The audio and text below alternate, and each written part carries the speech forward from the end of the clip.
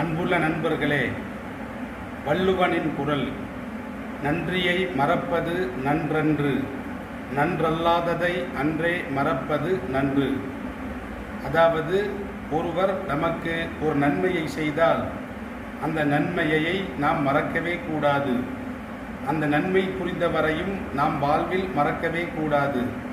ஒருவர் நமக்கு தீமை செய்தால் தீமை செய்தவரை மன்னித்து விட வேண்டும், அந்த தீமையை மறந்துவிட வேண்டும். இதுதான் இதன் பொருளாக இருக்கிறது.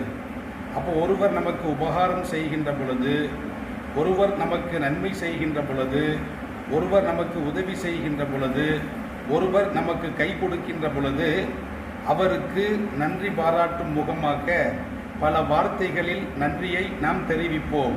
நன்றி, நல்லது, நலம், தேங்க்ஸ், சுக்குரன், அப்படியெல்லாம் தெரிவிப்போம். ஆனால் இந்த வார்த்தைகளை விட சிறந்த வார்த்தையை, நன்றியுள்ள வார்த்தையை நபி ஸல்லல்லாஹு அலைஹி வஸல்லம் அவர்கள் கற்றுத்தருவார்கள்.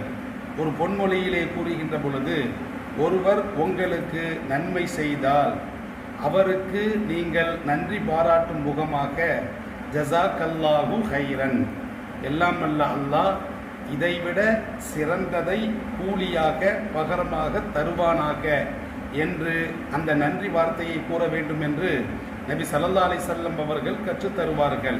அப்போ ஜஸாக்கல்லாஹு ஹைரன் கஸீரன் ஃபித் துன்யா வல் ஆகிரா, எல்லாம் வல்ல அல்லாஹ் இதைவிட சிறந்ததை பகரமாக அதிகமாக இவ்வுலகத்திலும் மறு உலகத்திலும் தருவானாக. அல்லது ஜஸாக்கல்லாஹு ஹைரன் ஃபித் தாரைனி கஸீரா, எல்லாம் வல்ல அல்லாஹ் இதைவிட சிறந்ததை இரண்டு உலகத்திலும் அதிகமாக தருவானாக. இந்த வார்த்தையை நாம் கூற வேண்டும். எல்லாம் வல்ல அல்லாஹ் அல் குர்ஆனில் சொல்லி காட்டுகின்ற பொழுது, ஹல் ஜஸாவுல் இஹ்சானி இல்லல் இஹ்சானி, நன்மைக்கு நன்மையை தவிர கூலி உண்டோ என்று கேட்கிறான்.